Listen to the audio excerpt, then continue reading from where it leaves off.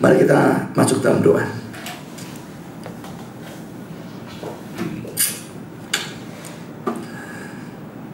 Bapa di surga, terima kasih bahwa saat ini kami kembali mendapatkan kesempatan kebebasan untuk membaca, untuk mendengar, untuk belajar, untuk merenungkan sebagian firman Tuhan. Kami sekali lagi mohon supaya Kau hadir, memimpin, akan memberkati penyampaian dan penerimaan firman. Tolong Hamba mudah menyampaikan, berikan kekuatan jasmani, pikiran, suara, berikan pengurapan, berikan kata-kata, dan tolong supaya firman dan Injil disampaikan dengan baik, dengan benar, dan dengan sejelas-jelasnya, dan juga lengkapi bungkus dengan kuasa dan pekerjaan Roh-Mu, karena kami sadar tanpa itu semua akan sia-sia. Tuhan, tolong kami semua dalam mendengar, berikan kesegaran, berikan hati yang terbuka, berikan konsentrasi dan berikan terang, supaya kami semua bisa mengerti, dan tolong kami menanggapi, sehingga yang belum percaya bisa percaya, yang sudah percaya ditumbuhkan, didewasakan, dikuduskan, didorong dalam pelayanan, dan didekatkan kepada Tuhan, sehingga pada akhirnya semua mbak kemuliaan bagi nama Tuhan. Kami sadar setan bekerja, tolong kuatkan semua kami menghadapi godaan antaranya dalam bentuk apapun. Juga kami berdoa untuk cuaca, untuk listrik, Engkau jaga, semua peralatan juga Kau jaga, supaya semuanya berjalan dengan baik dalam sepanjang kebaktian. Terima kasih Bapa, dalam nama Yesus kami berdoa. Amin. So, kita melanjutkan pembahasan Lukas pasal 1 ayat 5 sampai dengan ayat yang ke-25. Pada zaman Herodes Raja Yudea, adalah seorang imam yang bernama Zakaria dari rombongan Abia. Istrinya juga berasal dari keturunan Harun, namanya Elisabeth. Keduanya adalah benar di hadapan Allah dan hidup menurut segala perintah dan ketetapan Tuhan dengan tidak bercacat. Tapi mereka tidak mempunyai anak, sebab Elisabeth mandul dan keduanya telah lanjut umurnya. Pada suatu kali, waktu tiba giliran rombongannya, Zakaria melakukan tugas keimaman di hadapan Tuhan. Sebab ketika diundi, sebagaimana nasibnya, untuk menentukan imam yang bertugas, dialah yang ditunjuk untuk masuk ke dalam bait suci dan membakar ukupan di situ. Sementara itu seluruh umat berkumpul di luar dan sembahyang. Waktu itu ada waktu pembakaran ukupan. Maka tampaklah pada Zakaria seorang malaikat Tuhan berdiri sebelah kanan mezbah pembakaran ukupan. Melihat hal itu ia terkejut dan menjadi takut. Tetapi malaikat itu berkata padanya, "Jangan takut, hai Zakaria, sebab doamu telah dikabulkan dan Elisabeth istrimu akan melahirkan seorang anak laki-laki bagimu, dan haruslah engkau menamai dia Yohanes. Engkau akan bersukacita dan bergembira, bahkan banyak orang akan bersukacita atas kelahirannya itu, sebab ia akan besar di hadapan Tuhan, dan ia tidak akan minum anggur atau minuman keras, dan ia akan penuh dengan Roh Kudus mulai dari rahim ibunya. Ia akan membuat banyak orang Israel berbalik kepada Tuhan Allah mereka, dan ia akan berjalan mendahului Tuhan dalam roh dan kuasa Elia, untuk membuat hati bapak-bapak berbalik pada anak-anaknya, dan hati orang-orang durhaka kepada pikiran orang-orang benar, dan dengan demikian menyiapkan bagi Tuhan suatu umat yang layak baginya." Lalu kata Zakaria kepada malaikat itu, "Bagaimanakah aku tahu bahwa hal ini akan terjadi? Sebab aku sudah tua dan istriku sudah lanjut umurnya." Jawab malaikat itu kepadanya, "Akulah Gabriel yang melayani Allah, dan aku telah diutus untuk berbicara dengan engkau dan untuk menyampaikan kabar baik ini kepadamu. Sesungguhnya engkau akan menjadi bisu dan tidak dapat berkata-kata sampai pada hari di mana semuanya ini terjadi, karena engkau tidak percayakan perkataanku yang akan nyata kebenarannya pada waktunya." Sementara itu orang banyak menanti-nantikan Zakaria. Mereka menjadi heran bahwa ia begitu lama berada dalam bait suci.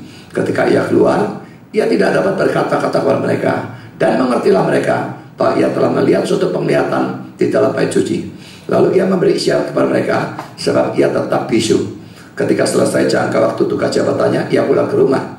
Beberapa lama kemudian Elisabeth istrinya mengandung, dan selama 5 bulan ia tidak menampakkan diri, katanya, "Inilah suatu perbuatan Tuhan bagiku, dan sekarang ia berkenan menghapuskan aibku di depan orang." Saudara, cerita yang sangat menarik ya. Orang tua dari Yohanes, maksudnya Yohanes Pembaptis, yaitu Zakaria dan Elisabeth, pada saat sekitar mereka akan melahirkan atau memperanakkan Yohanes yang nanti menjadi Yohanes Pembaptis.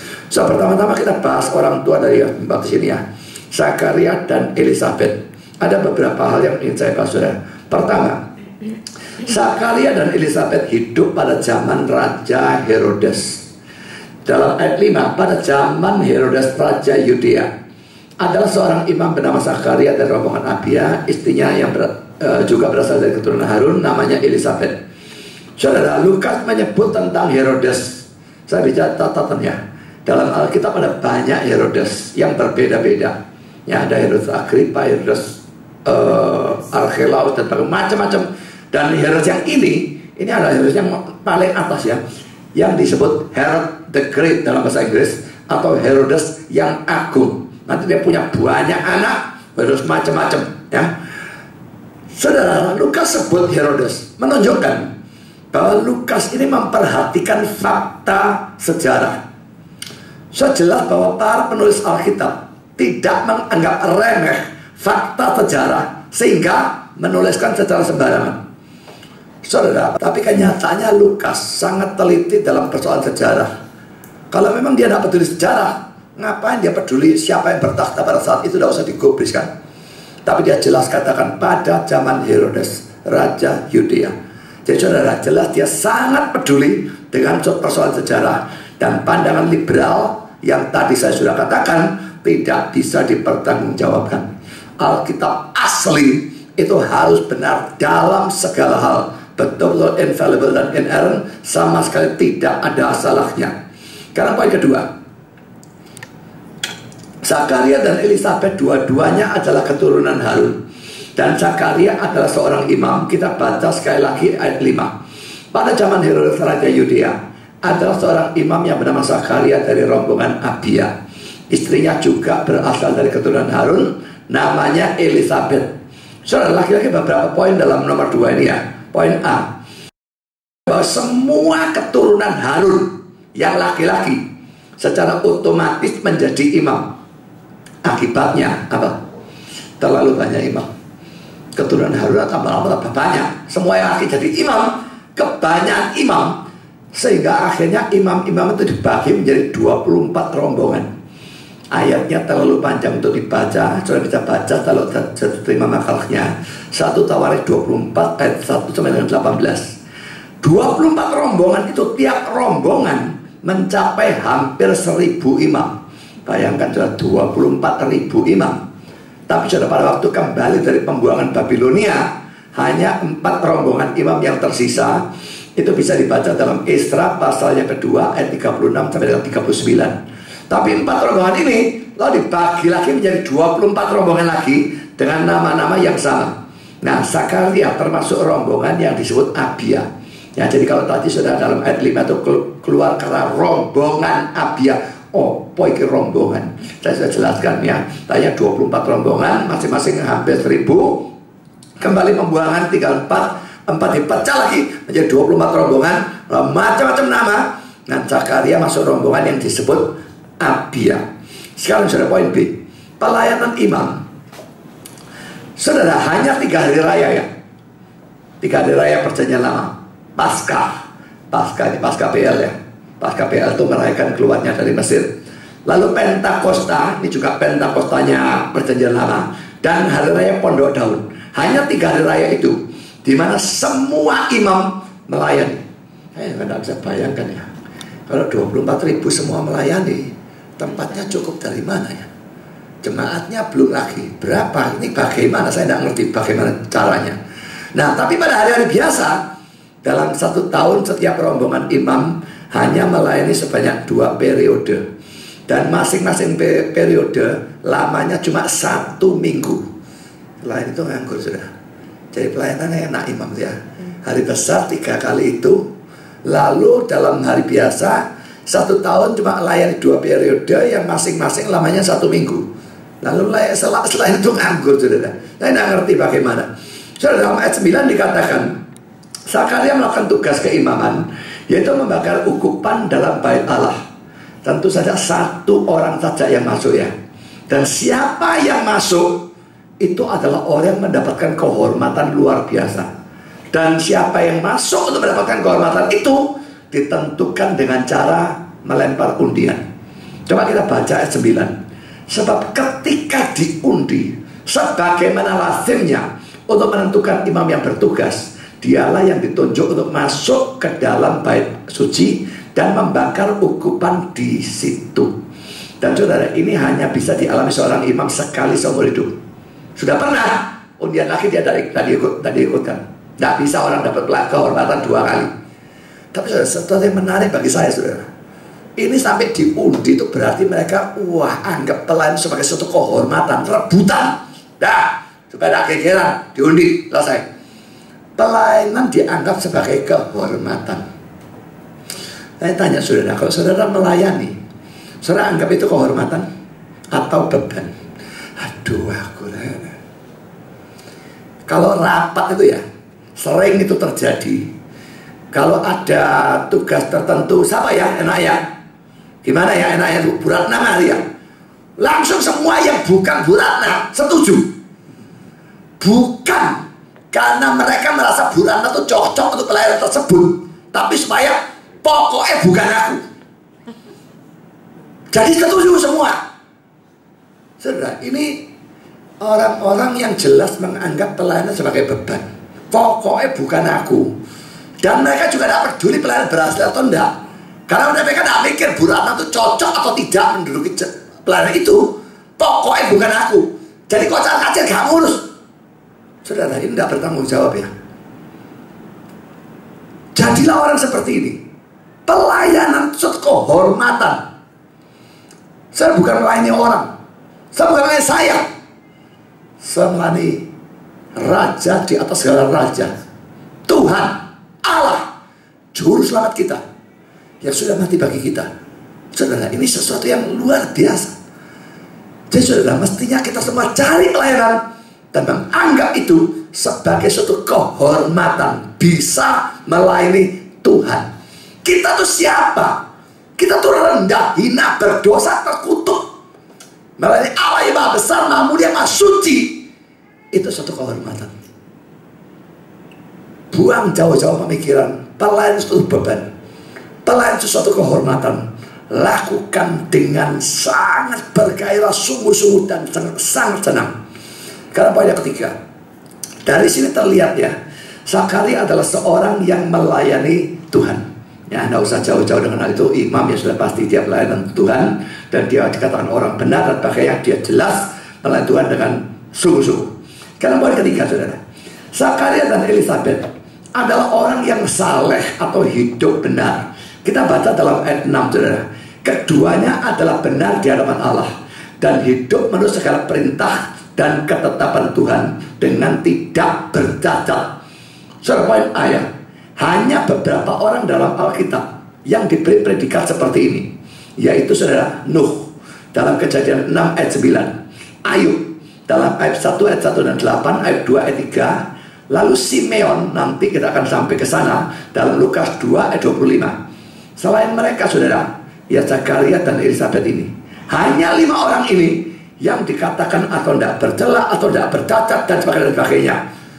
Anehnya, saudara, untuk Maria ibu Yesus, yang oleh gereja Roma Katolik dianggap lahir tanpa dosa dan hidup seluruh hidupnya sama sekali tidak ada dosa, bahkan tidak bisa berbuat dosa, sama seperti kepercayaan kita terhadap Yesus. Kali tujukan untuk Maria. Untuk Maria aneh, saudara, Alkitab tidak pernah menyebut dia saleh, benar, apalagi tidak bercela atau suci. Saya percaya Marianya saleh ya. Saya percaya dia beriman. Saya percaya saleh. Tapi saya katakan, kitab sucinya tidak pernah sebutkan itu secara eksplisit. Dia saleh, benar, tidak bercela, suci. Kalau Yusufnya ada, Marianya tidak ada. Yusufnya tulus dan sebagainya, itu ada pujian. Ya, Marianya tidak bercela, itu tidak pernah ada. Suci, tidak pernah ada. Saya dulu pernah satu kali ngomong-ngomong dengan seorang Katolik dan bicara tentang Maria. Dan saya katakan, Maria itu siapa yang mengatakan tanpa dosa? Nah, Alkitab kan mengatakan Maria itu perawan tidak bercela. Saat itu saya begitu bodoh. Saya karena istilah perawan tidak bercela itu begitu populer, saya pikir itu memang ada. Jika saya tidak menjawab kalau itu tidak ada, barang saya periksa di rumah, di mana ya ada istilah itu? Tidak pernah ada, saudara. Maria perawan tidak bercela itu istilah yang muncul dan dipopulerkan oleh gereja Katolik. Tidak ada di dalam Alkitab, apalagi suci.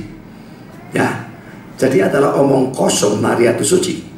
Bahkan kalau Nuh dan sebagainya disebut begitu, ya sekarang kita pelajari poin B-nya ya. Artinya pasti tidak hurufiah seperti itu.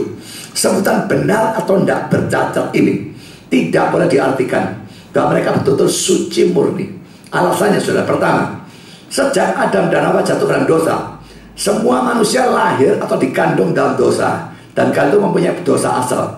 Kita lihat ayat 25 ayat 4. Bagaimana manusia benar di hadapan Allah, dan bagaimana orang yang dilahirkan perempuan itu bersih. Ini suatu pertanyaan ya, tapi jelas jawabannya tidak ada kemungkinan, tidak bisa. Mazmur 51 ayat 7, ini doa pengakuan dosa Raja Daud. Sesungguhnya dalam kesalahan aku diperanakan, dalam dosa aku dikandung ibuku. Jadi saudara, ini berlaku untuk semua manusia, hanya Yesus yang dikecualikan. Ya, jadi saudara, tidak ada orang bisa suci. Lahir, bahkan dalam kandungan, sudah berdosa. Pokoknya keturunan Adam tidak bisa tidak lahir dalam dosa. Kedua, Roma 3 ayat 10-12 dan ayat 23 dan banyak ayat lain ya, mengatakan bahwa semua manusia itu berbuat berdosa. Kita baca Roma 3 ayat 10-12 dan ayat 23. Seperti ada tertulis, tidak ada yang benar, seorang pun tidak ada seorang pun yang berakal budi, tidak ada seorang pun yang mencari Allah. Semua orang telah menyeleweng, mereka semua tidak berguna, tidak ada yang berbuat baik, seorang pun tidak. Lalu kita baca ayat 23. Karena semua orang telah berbuat dosa dan telah kehilangan kemuliaan Allah dan sebagainya. Sejelas tidak ada orang yang suci. Dan kalau ada satu, ini yang kita bahas dalam poin ketiga, Alkitab cuma mengakui adanya satu orang yang betul-betul suci, yaitu Yesus Kristus sendiri. Ayatnya banyak ya, 2 Korintus 5:21, Ibrani 4 ayat 15, Ibrani 7:26, 1 Petrus 2:22, 1 Petrus 3:18, 1 ayat 3 ayat 5. Saudara, ini dimungkinkan karena Yesus dilahirkan oleh seorang perawan yang mengandung dari Roh Kudus, sehingga dia adalah Allah dan manusia sekaligus dalam satu pribadi. Seandainya dia lahir karena sepasang suami istri yang betul-betul hubungan seks, tidak peduli siapa bapaknya dan siapa ibunya, tidak peduli, hukum dosa asal masih berlaku. Dia lahir dalam dosa. Tapi karena ini cuma perawan, satu orang saja, tanpa Yusuf ikut campur atau laki lain ikut campur, Roh Kudus lakukan mujizat, saat telurnya tahu jadi janin, maka hukum dosa asal harus bisa disingkirkan. Dan dalam kasus ini disingkirkan, tapi tetap butuh juga pekerjaan Roh Kudus menguduskan, menjaga kesucian janin Yesus itu sejak dari detik pertama dia ada di dalam kandungan Maria. Maka dia bisa lahir suci. Jadi sudah sebutan benar dan tidak bercacat. Untuk Elisabeth, Zakaria, juga untuk Nuh, untuk Ayub dan sebagainya, itu hanya menunjukkan bahwa mereka orang-orang yang sangat saleh dibandingkan orang-orang yang lain. Tapi dibandingkan dengan firman Tuhan, dibandingkan kehidupan suci dari Yesus, tidak mungkin ada orang betul-betul bisa suci, saleh, tidak bercacat dan sebagainya ya. Jadi ini benar dan tidak bercacat, cuma secara relatif. Sekarang saudara, kita masuk dalam poin yang kedua, problem atau penderitaan mereka. Problem atau penderitaan mereka ada dalam ayat 7, yaitu mereka tidak punya anak. Kita baca ayat 7 ya. Tetapi mereka tidak mempunyai anak, sebab Elisabeth mandul dan keduanya telah lanjut umurnya. Saudara, ini orang beriman, orang saleh, orang melayani, orang hidupnya bagus, biarpun bukannya tidak berdosa, tapi mereka punya problem. Dan problem ini untuk zaman itu dan di tempat itu, dalam kebudayaan mereka, ini problem yang luar biasa besar. Mungkin untuk zaman sekarang di tempat kita, Tidak semua orang pusing dengan hal ini. Ada banyak orang di tempat-tempat yang lain memang tidak mau punya anak. Tidak masalah bagi mereka. Punya anak merepoti, mereka tidak mau punya anak. Bagi orang-orang tertentu problem besar. Bagi orang-orang lain tidak terlalu. Tapi bagi orang-orang di sana pada zaman itu dengan kebudayaan mereka, ini problem yang luar biasa. Saudara, beberapa hal penting sehubungan dengan hal ini, saudara ya. Pertama, tidak punya anak adalah sesuatu yang sangat hina pada zaman itu di sana. Ya, perhatikan bahwa dalam ayat 25 hal itu disebut aib. Pada waktu dia ternyata sudah mengandung, Elisabeth mengatakan kata-kata dalam ayat 25 ini ya. Inilah suatu perbuatan Tuhan bagiku. Dan sekarang ia berkenan menghapuskan aibku di depan orang. Jadi tadi tidak punya anak itu aib. Karena aku mengandung, Tuhan hapuskan aibku di depan orang. Kata aib, ini terjemahan Indonesia, NIV dan NASB menerjemahkan disgrace. Sesuatu yang memalukan, sesuatu yang mencemarkan. Ya, aib memang artinya seperti itu. Jadi saudara, itulah kalau kondisi orang tidak punya anak. Ya, sekarang dalam Bawli mengatakan demikian. Rabi-rabi Yahudi mengatakan bahwa ada 7 orang yang dikucilkan dari Allah. Jadi ini bukan Taurat ya, cuma omongannya rabi-rabi, jadi tradisi yang kepercayaan mereka kan ditambah-tambahin dengan segala macam. Rabi-rabi Yahudi mengatakan bahwa ada 7 orang yang dikucilkan dari Allah. Dan daftar itu dimulai dengan seorang Yahudi yang tidak punya istri, atau seorang Yahudi yang punya istri dan tidak punya anak. Kan itu saudara, banyak orang secara salah mengatakan Paulus tidak pernah kawin. Berdasarkan 1 Korintus pasal 9, Kefas katanya Yakobus dan sebagainya bawa istri, dia dan Barnabas tidak. Dan orang lalu bilang Paulus tidak pernah kawin. Saudara, itu mustahil.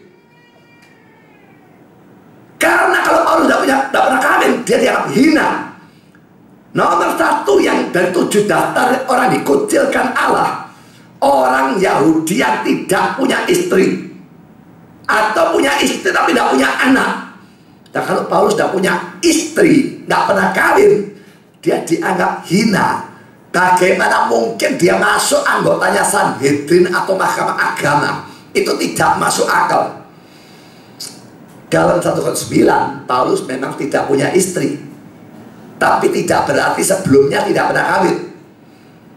Saya pikir dia pasti, saya bukan pikir, saya yakin dia pasti pernah kawin.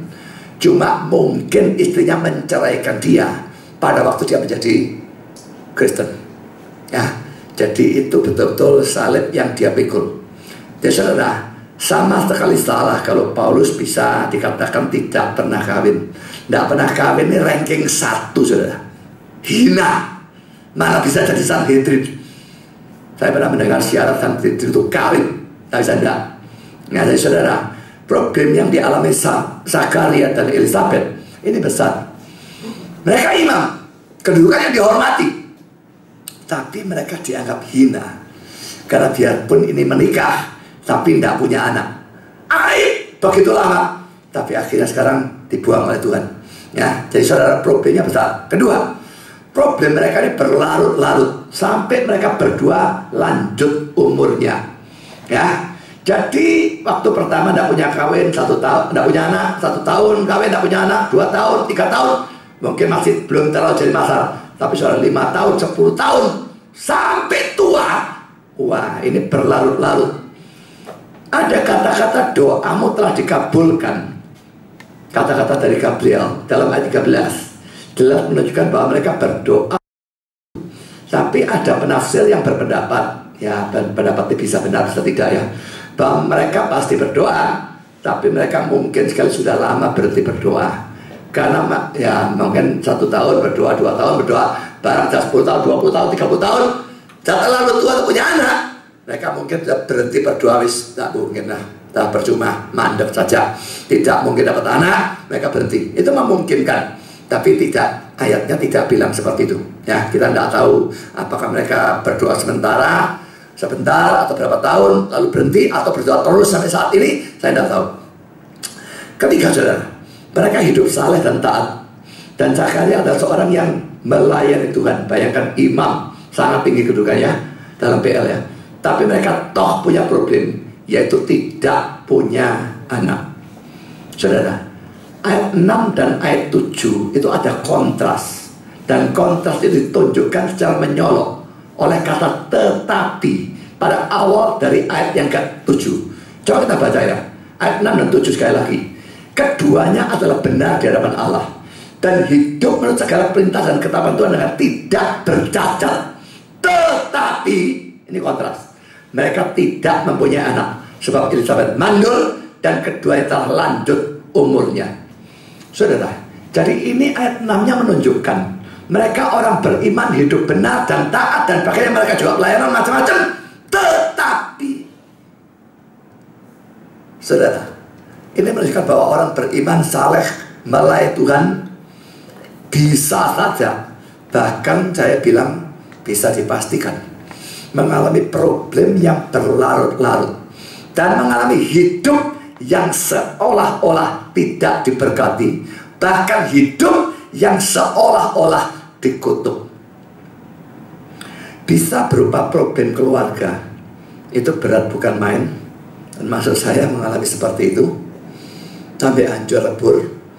Bisa problem pekerjaan, problem ekonomi, bisa problem penyakit.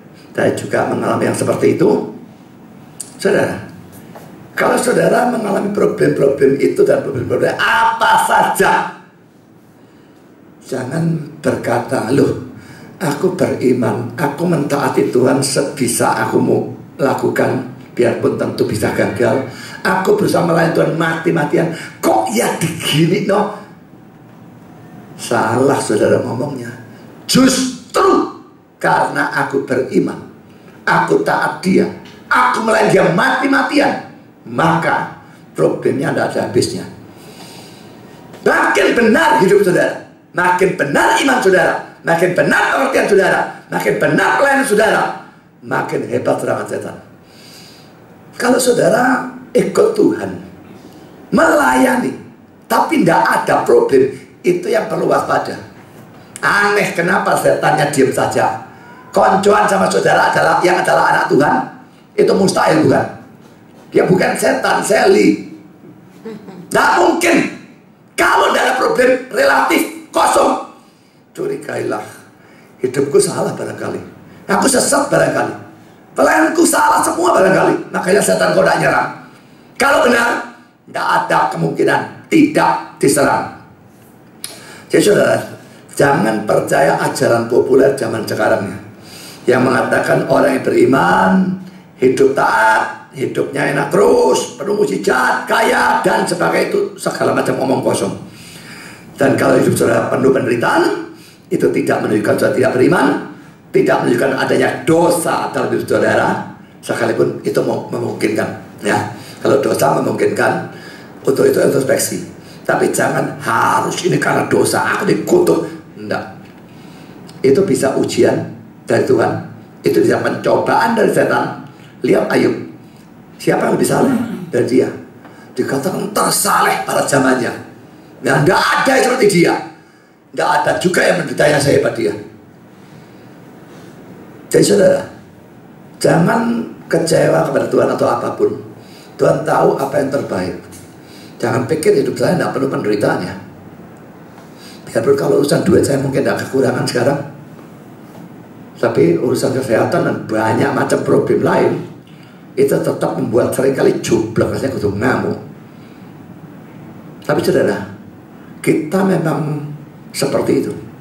Makin benar hidup kita, makin taat kita, makin melayani dengan benar kita, makin hebat serangan setan. Harapkanlah serangan setan, tidak bisa enggak? Ya, pasti terjadi. Tapi saudara, itu ujian dari Tuhan, itu pencobaan dari setan.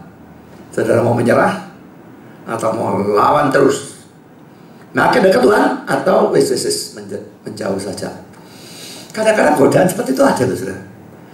Kalau saya sudah makin banyak penginjil-penginjilan, hidup jadi waduh penderitanya tertahankan, problemnya wadah saja yang aneh-aneh.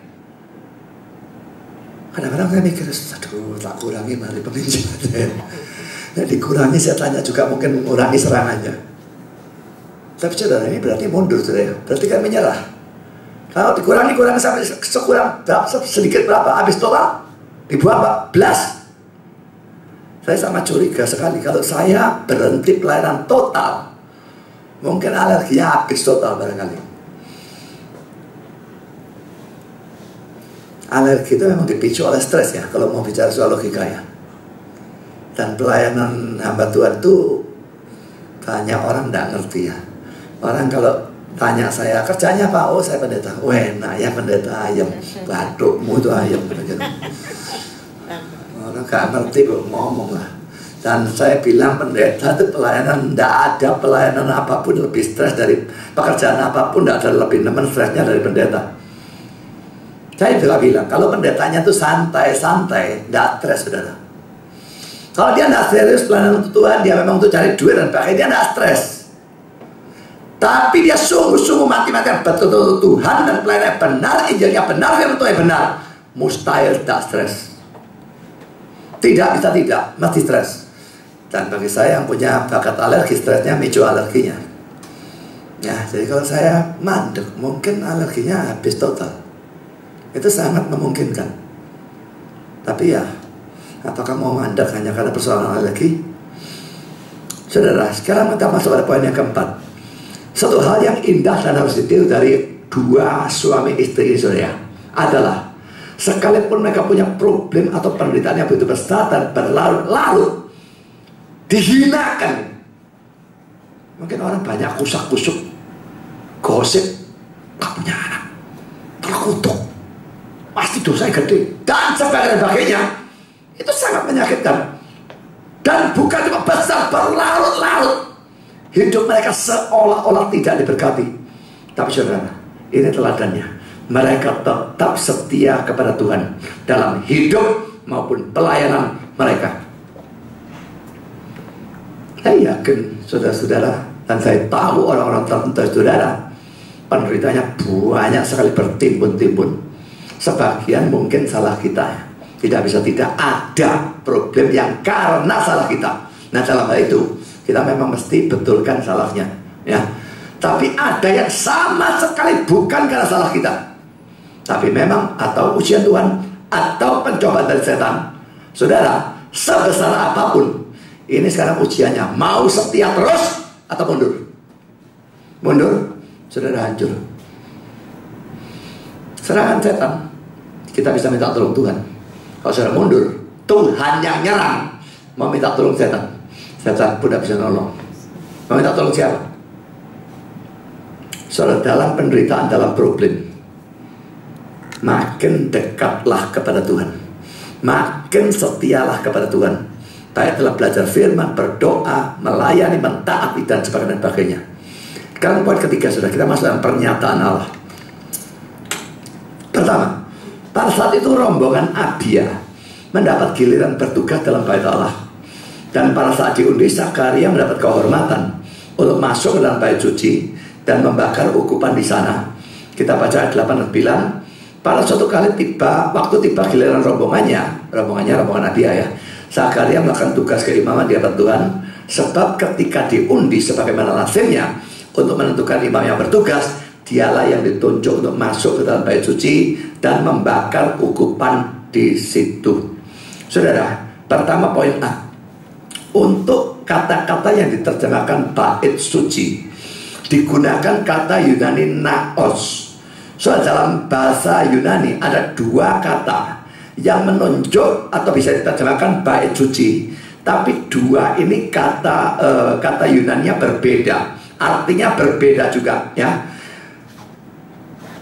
Kata itu pada waktu diterjemahkan ke dalam bahasa Indonesia atau Inggris, tidak bisa tidak diterjemahkan ya sama ya. Dua kata berbeda, artinya beda, diterjemahkan ke Indonesia atau Inggris, diterjemahkan tanpa beda ya, bait Allah, bait suci, temple dan sebagainya. Kata Yunani yang digunakan di sini adalah naos. Dan naos itu artinya sebetulnya kalau dalam bahasa Inggris sanctuary.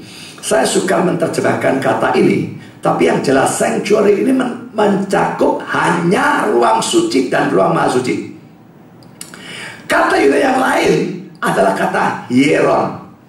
Dan kata hieron itu mencakup seluruhnya termasuk pelataran.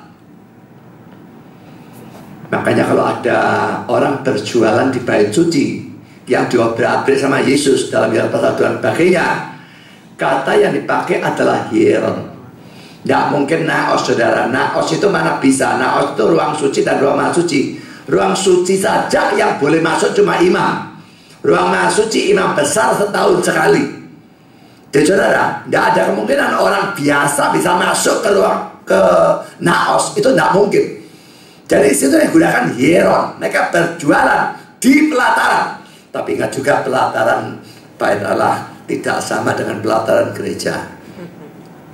Orang seringkali menjadikan itu alasan gereja tidak boleh mengadakan bazar. Itu berarti Yesus jualan. Gereja mengadakan bazar. Loh, gereja mengadakan bazar pertama bukan jam kebaktian. Saudara mengadakan jam kebaktian memang gila. Dan ingat saudara, pelatarannya bait Allah itu tempat kebaktian untuk orang yang non-imam. Mereka kebaktian di pelataran. Jadi pelataran mereka bukan pelataran parkir. Jadi beda sama sekali dengan gereja. Situasinya beda, sama sekali beda. Ya, tapi saya perlu tahu pokoknya yang di sini naos menunjuk pada sanctuary, ruang suci dan ruang maha suci. Ya, jelas dia masuk ke ruang suci, entah dia masuk ke ruang maha suci terus apa benda saya tidak ngerti. Karena sudah berkata ukupan dalam King James, RV dan NIV dan NASB diterjemahkan incense atau kemenyan. Hal ini dilakukan di ruang suci 2 kali per hari, yaitu pada pagi dan sore. Ini bisa dilihat dalam Keluaran 30 ayat 7 dan ayat 8. Ya, perhatikan ayat 7 ada kata tiap-tiap pagi. Lalu ayat 8 ada kata pada waktu senja. Ya, itu saat membakar ukupan. Ya saudara, ayatnya bisa saudara baca sendiri. Saya cuma baca bagian yang pentingnya. Keluaran 30 ayat 7 dan 8, pagi dan sore. Kan poin kedua, pada saat itu, pada saat sedang bakar ukupan, seorang malaikat menampakkan diri kepada Zakaria. Kita lihat ayat 11 dan ayat 12. Maka tampaklah pada Zakaria seorang malaikat Tuhan berdiri sebelah kanan mezbah pembakaran ukupan. Melihat hal itu ia terkejut dan menjadi takut. Saudara, pertama poin A, malaikat itu bernama Gabriel.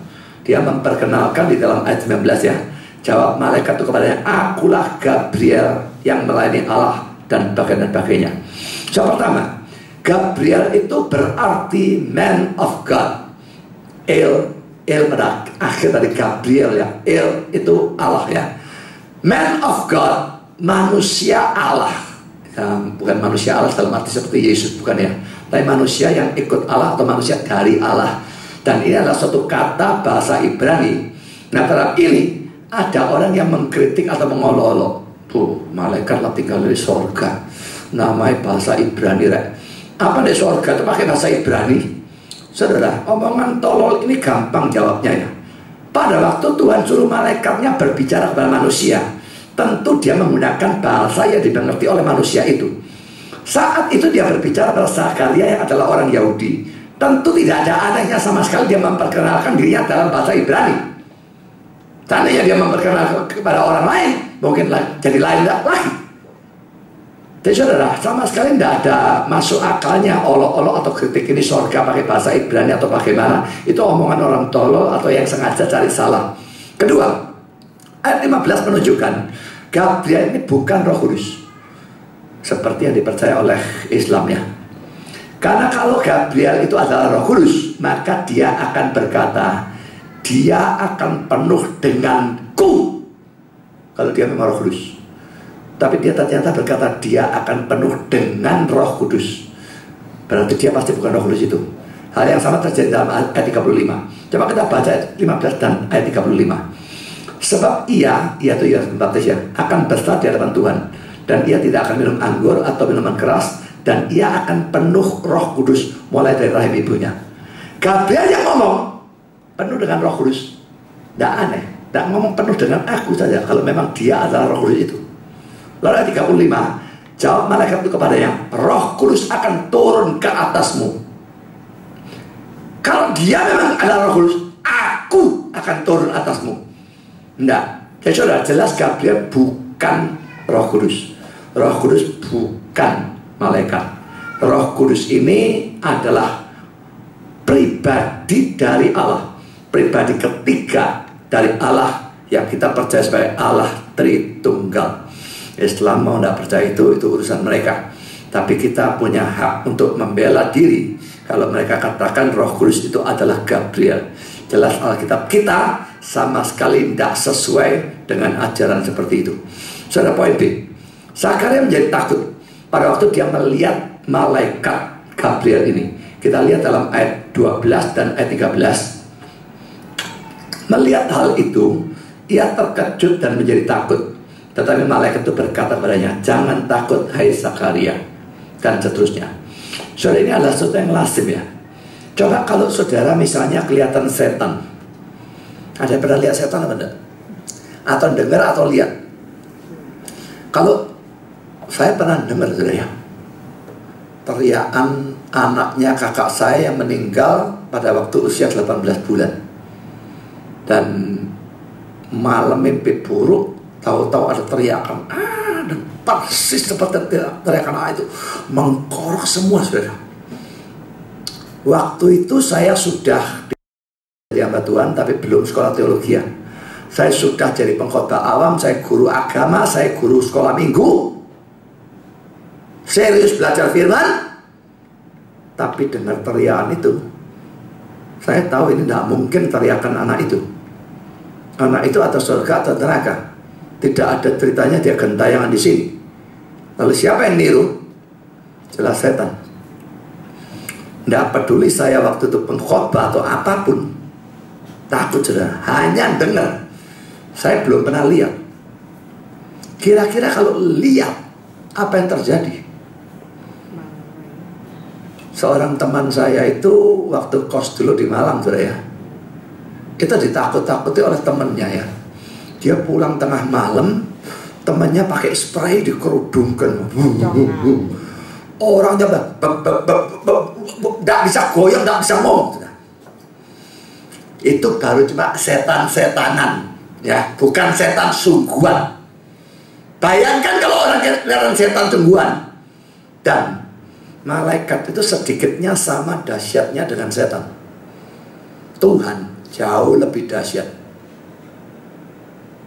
Tidak aneh dia terkejut dan jadi takut lihat malaikat. Karena itu kalau Daniel, Yeskiel, Yohanes lihat Allahnya sendiri, Yesus yang sudah dimuliakan dan sebagainya, mereka lalu sampai ambruk, pingsan. Itu bukan hal aneh saudara. Sama sekali tidak aneh. Karena memang menakutkan bagi kita yang masih sekuler, katakanlah ya kasarnya ya. Melihat malaikat, apalagi Tuhan sendiri, itu luar biasa menakutkan. Sangat mungkin membuat orang gemetar, ketakutan, lumpuh, paralyzed, ambruk, bisa sekali. Tapi saudara, apa hubungannya itu dengan tumbang dalam roh? Geblak. Dalam kalangan gereja-gereja Pentakosta dan karismatik, mereka tidak dapat penglihatan apapun, ambruk karpe dewek dan bilang Tuhan yang merebahkan mereka. Itu omong kosong. Kalau tumbang dalam roh, ya benar, roh jahat ya. Nah, tidak dianggap sebagai lawatan Roh Kudus. Itu betul-betul suatu kegilaan. Gereja manapun yang mempraktekkan tumpang tangan ambruk, saya anggap gereja itu mempraktekkan okultisme. Dan itu saya anggap sebagai gereja sesat. Pendetanya setidaknya yang mempraktekkan itu pasti sesat. Benny Hinn Hempari datang. Saya Pak Andoko waktu itu datang dengan saya, kepingin cepat-cepat pulang karena takut. Wah, kalau pulang bareng, bayangkan mobilnya ini sesat-sesat, bagaimana parkirnya karu-karuan. Jadi belum acara selesai, Pak Andoko ngajak pulang. Tapi dengar cerita dari orang saudara, Benny Hinn kebutkan jubahnya, 200 pendeta di atas altar itu ambruk semua. Mbok pura-pura ambruk atau ambruk subuhan. Tapi saudara, itu dalam dunia karismatik itu wah sakti. Ini pekerjaan Roh Kudus dan sebagainya.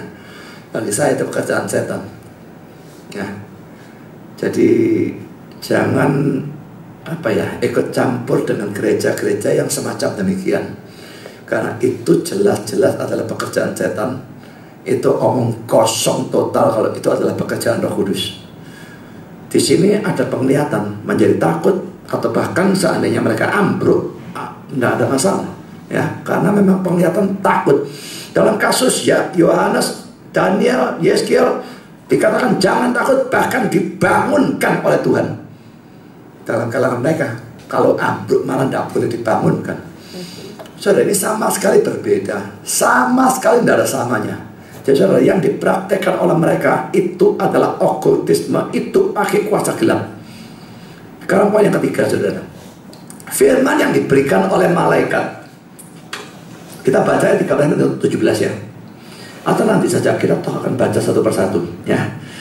Jadi ada dalam ayat 13-17. Sekarang saudara, poin A, kelahiran Yohanes. Yohanes dalam arti Yohanes Pembaptis sebagai jawaban doa mereka. Kita baca ayat 13. Tapi malaikat itu berkata kepadanya, jangan takut hai Zakaria, sebab doamu telah dikabulkan, dan Elisabet istrimu akan melahirkan seorang anak laki-laki bagimu, dan haruslah engkau menamai dia Yohanes.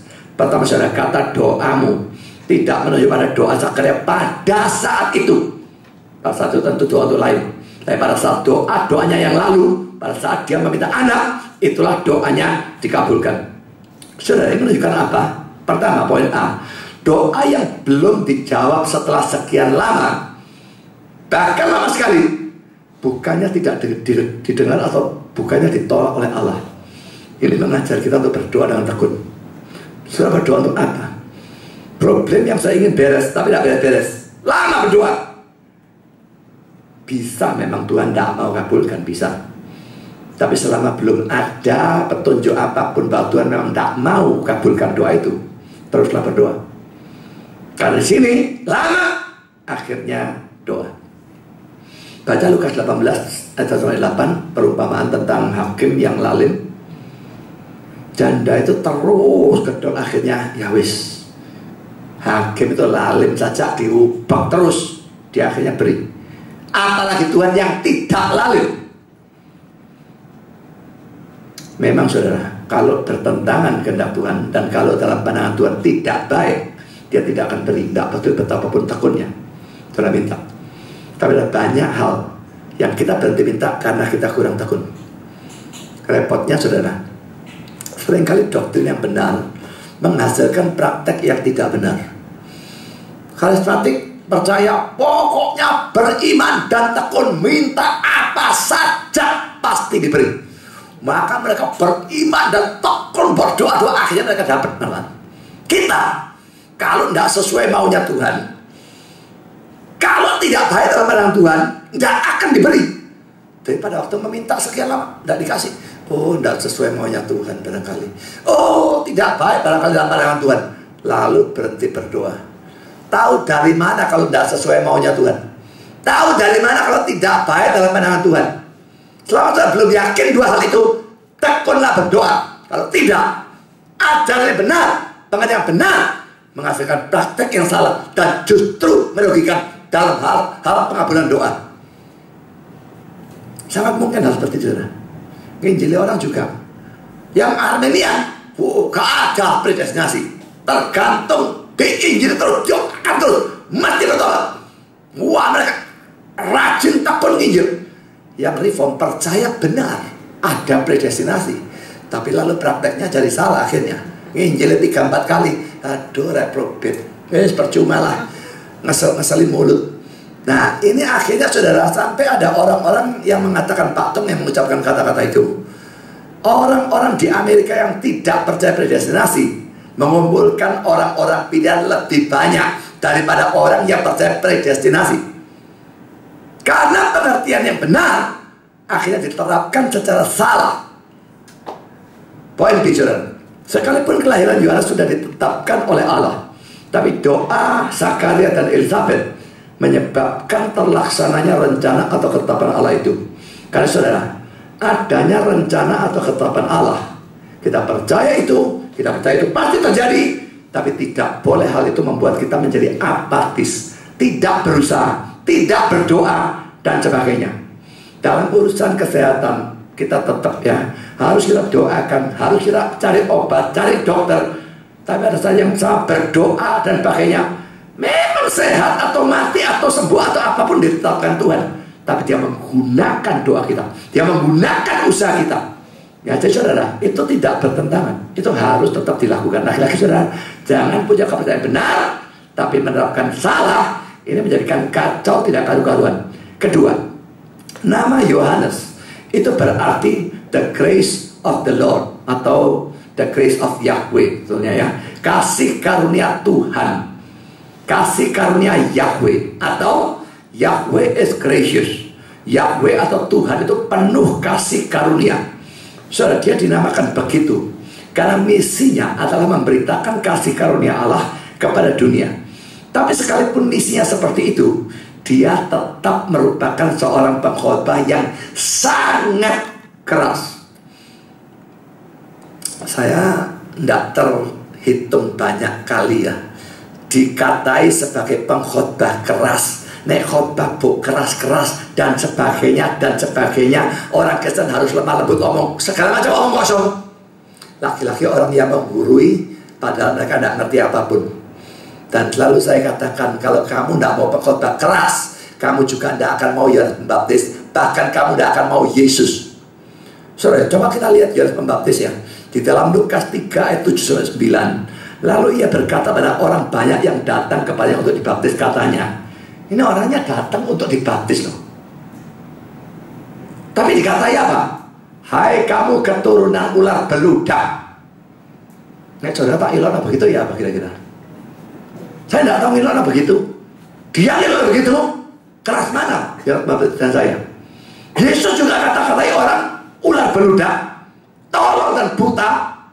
Baca Matius 23. Kuburan yang dilabur putih. Saya teruskan ya. Siapakah yang mengatakan ke kamu melarikan diri yang murka yang akan datang? Jadi hasilkanlah buah-buah yang sesuai dengan pertobatan, dan jangan pikir dalam hatimu, Abraham ada bapak kami. Maksudnya Abraham bapak kami, aku masih selamat gitu ya. Jangan pikir, karena aku berkata padamu, Allah dapat menjadikan anak-anak bagi Abraham dari batu-batu ini. Kapak sudah tersedia pada akar pohon, dan setiap pohon yang tidak menghasilkan buah yang baik akan tetap dibuang dalam api. Orangnya ada saudara, dimaksudkan ular beludak, kapak di bawah akar pohon, ditebang yang tidak berbuah, dibuang dalam api. Tidak keras kan saudara? Jangan sembarangan mencela pengkhotbah yang keras. Anti pada pengkhotbah yang keras sama saja anti pada Yohanes Pembaptis, rasul-rasul, nabi-nabi, dan bahkan anti kepada Yesus sendiri. Karena mereka semua, menurut saya, termasuk Stefanus dan sebagainya, adalah pengkhotbah yang keras. Yang penting itu bukan keras atau tidak keras, saudara. Saya memang tidak mengharuskan orang jadi pengkhotbah keras ya. Tapi kadang-kadang dalam hal-hal tertentu harus ya. Kalau memang misalnya ada orang tegar tengkuk, apakah kita tidak harus khotbah yang menggunakan kata-kata keras? Tapi secara umum dalam hal sehari-hari tidak harus semua orang jadi pengkhotbah keras. Ya, ada orang yang memang orangnya memang orang halusan. Ya biarlah dia dipakai Tuhan dengan cara itu, tidak ada masalah. Tapi yang jelas, menentang pengkhotbah yang keras itu sangat tidak alkitabiah. Menentang orang debat, menentang pengkhotbah keras, kata-kata tolol Yesus sendiri pakai loh saudara. Matius 23:17 baca sendiri, orang-orang tolol dan buta. Paulus juga pakai kata tolol, Paulus pakai kata anjing. Saya tidak pernah pakai. Petrus pakai kata anjing dan babi. Yesus juga. Saudara, pengkhotbah dalam Alkitab ini keras-keras luar biasa. Apakah salah kalau orang jadi pengkhotbah yang keras? Poin B, saudara, akan ada sukacita karena kelahiran Yohanes yang akan jadi besar di hadapan Tuhan. Ayat 14 dan 15, engkau akan bersukacita dan bergembira. Bahkan banyak orang akan bersukacita atas kelahirannya itu, sebab ia akan besar di hadapan Tuhan. Dan ia tidak akan minum anggur atau minuman keras, dan dia akan penuh dengan Roh Kudus mulai dari rahim ibunya. So di sini kitab suci menunjukkan bahwa kita seharusnya bersukacita kalau kita punya anak dan anak itu menjadi besar di hadapan Tuhan. Tapi kenyataannya ada banyak orang, bahkan orang Kristen, yang bersuka cita kalau anaknya menjadi besar di hadapan manusia, di hadapan dunia. Misalnya anaknya jadi orang kaya, terpandang, terkenal, berkedudukan tinggi, punya gelar yang hebat, dan sebagainya.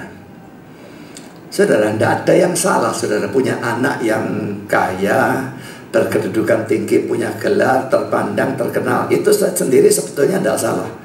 Tapi kalau itu yang saudara banggakan, daripada kalau anaknya jadi besar di hadapan Allah, jadi pendeta, melarat. Kalau saudara punya anak, milih mana?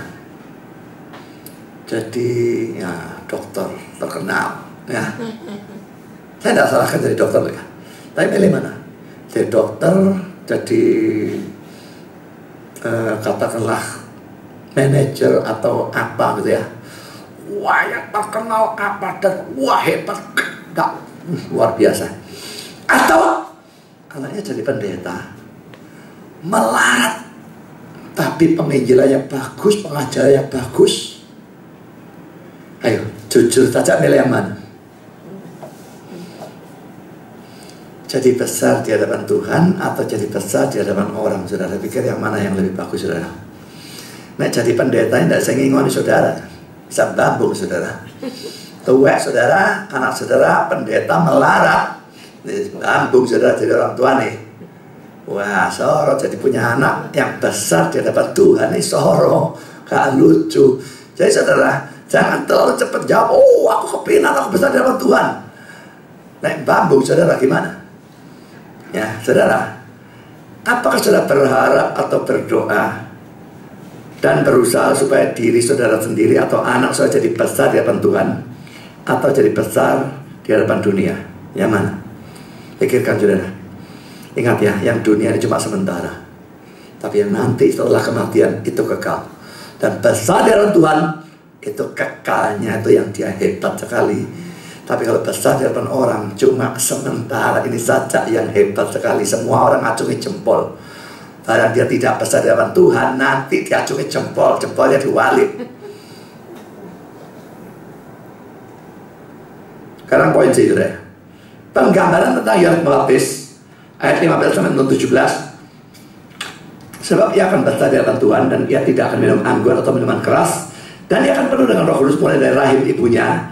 Ia akan membuat banyak orang Israel berbalik pada Tuhan Allah mereka, dan ia akan berjalan mendahului Tuhan dalam roh dan kuasa Elia, untuk membuat hati bapak-bapak berbalik pada anak-anaknya, dan hati orang-orang durhaka pada pikiran orang-orang benar, dan dengan demikian menyiapkan bagi Tuhan suatu umat yang layak baginya. Akan besar di hadapan Tuhan, kita sudah bahas itu, tidak usah kita soroti lagi. Kedua, dia tidak akan minum anggur atau minuman keras. Saya ingat ya, memang tidak dilarang sebetulnya, tapi dalam perjanjian lama untuk orang-orang tertentu itu dilarang. Saudara, bahwa dia dilarang minum anggur atau minuman keras menunjukkan bahwa dia adalah seorang nasir Allah. Coba kita lihat Bilangan pasal 6 ayat 1 sampai dengan ayat 3. Tuhan berfirman kepada Musa, berbicaralah kepada orang Israel dan katakanlah kepada mereka, apabila seseorang laki-laki atau perempuan mengucapkan nazar khusus, yakni nazar orang nazir, untuk mengkhususkan dirinya bagi Tuhan, maka haruslah ia menjauhkan dirinya dari anggur dan minuman yang memabukkan. Jangan meminum cuka anggur atau cuka minuman yang memabukkan, dan jangan meminum sesuatu minuman yang dibuat dari buah anggur, dan jangan memakan buah anggur baik yang segar maupun yang kering. Buahnya pun tidak boleh, apalagi anggur yang sudah fermentasi menjadi minuman keras, lebih tidak boleh lagi. Saudara, bahwa orang umum boleh, tapi dia tidak boleh. Jelas dia ini nasir Allah. Sekarang poin ketiga, dia akan penuh dengan Roh Kudus sejak dari rahim ibunya. Saudara, penuh roh, pertama ya, poin A ya, penuh roh sering dikontraskan dengan anggur atau minuman keras. Saya kira dalam PA kemarin saya barusan bahas itu ya. Coba kita lihat ya, Kisah Rasul 2 ayat 15 sampai 17. Kan mereka ini penuh roh lalu bicara bahasa roh ya, dalam hari Pentakosta. Lalu orang-orang yang tidak percaya itu ngejek, mabuk dan sebagainya. Lalu Petrus itu bela diri. Saudara, orang kalau dituduh dan sebagainya yang tidak pada tempatnya, jangan pikir orang Kristen tidak boleh bela diri ya. Kalau mereka tidak bela diri, mereka betul-betul dianggap mabuk. Oh iya benar, maka tidak. Mereka jelas sama sekali tidak benar, saudara. Harus bela diri. Petrus bela diri ya. Orang-orang tidak mabuk seperti yang kamu sangka. Karena hari baru pukul 9 pagi. Biasanya orang mabuk itu malam ya. Ini masa 9 pagi mabuk terlalu sekali, saudara. Tapi itulah yang difirmankan Allah dalam perantara Nabi Yoel, yang akan terjadi pada hari yang terakhir. Demikian firman Allah, bahwa aku akan mencurahkan rohku ke atas semua manusia. Maka anak-anakmu laki-laki dan perempuan akan bernubuat, dan teruna-teruna aku mendapat penglihatan, dan orang-orang yang tua akan mendapat mimpi. Jadi saudara, bukan mabuk, ini dapat Roh Kudus sesuai nubuat Nabi Yoel. Dapat Roh Kudus tidak mungkin mabuk, karena dua ini kontras. Mabuk kehilangan penguasaan diri, tapi dapat Roh Kudus justru buah roh yang terakhir itu adalah penguasaan diri. Galatia 5:23. Lalu Efesus 5:18 mengkontraskan juga, jangan kamu mabuk oleh anggur, karena anggur menimbulkan hawa nafsu, tapi hendaklah kamu penuh dengan roh. Penuh roh, penguasaan diri. Mabuk, tidak ada penguasaan diri. Ini jangan, ini harus. Jadi saudara, dua ini jelas sangat-sangat kontras ya. Jadi kalau Toronto Blessing katanya lawatan Roh Kudus, itu omong kosong lagi saudara ya. Orang bisa keceguan sampai berjam-jam, ketawa tanpa bisa berhenti, goyang-goyang sendiri tanpa bisa berhenti, gulung-gulung tanpa bisa berhenti. Itu jelas tidak ada penguasaan diri belas. Bagaimana itu lawatan Roh Kudus? Tapi itu yang dipercaya oleh banyak orang karismatik. Saya katakan banyak, bukan semua ya. Konyol sekali bagi saya Toronto Blessing. Waktu saya pertama diberitahu tentang hal itu, saya bilang, gila bahas kayak gitu, tidak ada orang yang percaya bahwa yang seperti itu dari Tuhan. Pada waktu Toronto Blessing masuk Surabaya, semua gereja karismatik yang besar menerima. Karena ngomong yang kecil, yang besar, Betani apa semua menerima. Cuma gerejanya Bukit Zaitun, gerejanya Yusuf DS, itu menerima tidak, menolak tidak, tidak menentukan sikap. Tapi semua yang lain menerima tanpa kecuali yang besar-besar. Membuat saya pikir, apa yang terjadi dengan orang-orang Kristen bodoh ini, saudara? Bagaimana hal ini seperti ini, gulung-gulung kayak orang gila, semua itu bisa dianggap sebagai pekerjaan Roh Kudus, lawatan Roh Kudus dan sebagainya. Saya betul-betul tidak bisa ngerti. Pendetanya saja tidak ngerti apa-apa, bayangkan jemaatnya. Jadi kalau zaman sekarang kita bertemu dengan orang-orang Kristen yang tidak ngerti Alkitab belas, seperti di tempatnya Pak Ferry, pertanyaan konyol-konyol yang tidak karu-karuan itu, saudara, nggak usah terlalu heran. Pendetanya nggak ngerti, apalagi jemaatnya. Ya, itu nggak usah heran, saudara. Tapi ya jangan ditiru. Kita belajar firman, supaya kita tidak menjadi yang seperti itu. Sekarang poin B, saudara. Apa artinya kalau dikatakan Yohanes Pembaptis penuh dengan Roh Kudus sejak dari rahim ibunya? Karena khotbah ini kan khotbah lama ya. Tapi bagian ini saya perbarui, yang bagian ini, karena saya ingin tahu dari dulu apa ya maksudnya Yohanes Pembaptis penuh Roh Kudus sejak dari rahim ibunya. Ini tidak masuk akal. Karena orang itu bisa dapat Roh Kudus kalau dia beriman. Bagaimana dia beriman dari rahim ibunya? Beriman itu hanya bisa kalau dia punya pengetahuan.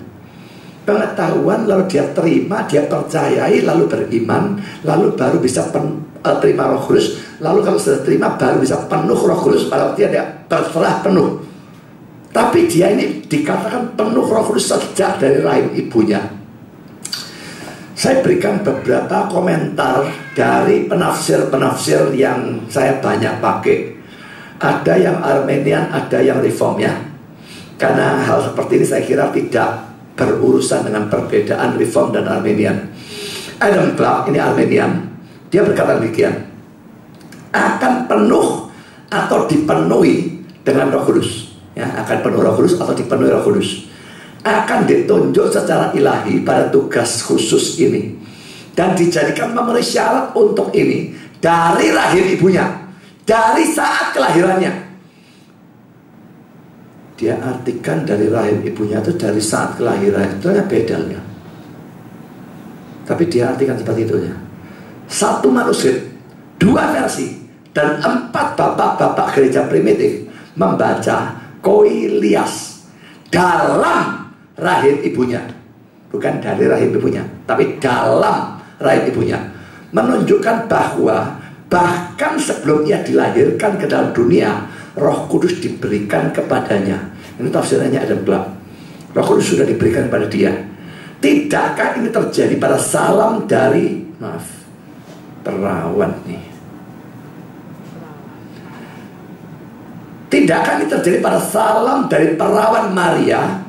Jadi Maria berikan salam, lalu dibalas oleh Elizabeth dan sebagainya, lalu anaknya melonjak di dalam kandungan. Saya bisa baca dalam Lukas 1, 39-42. Dan bukankah ini yang dimaksudkan Lukas 1 ayat 44? Dipenuhi atau penuh dengan Roh Kudus, menunjukkan secara implisit bahwa dia mempunyai jiwa yang dipengaruhi dalam semua kemampuannya dengan tenaga pencerahan, penguatan, dan pengudusan dari Roh.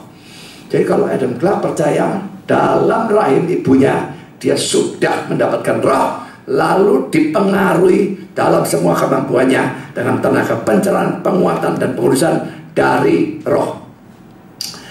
Sekarang penafsir lain, Lenski, juga seorang Armenian. Dia berkata demikian, semua nabi-nabi mempunyai Roh Kudus karena tidak bisa ada nubuat ilahi tanpa dia. Tapi Yohanes tidak semata-mata mempunyai Roh Kudus pada waktu ia mulai melakukan pekerjaannya. Ia akan sudah penuh atau dipenuhi dengan Roh Kudus dari rahim ibunya.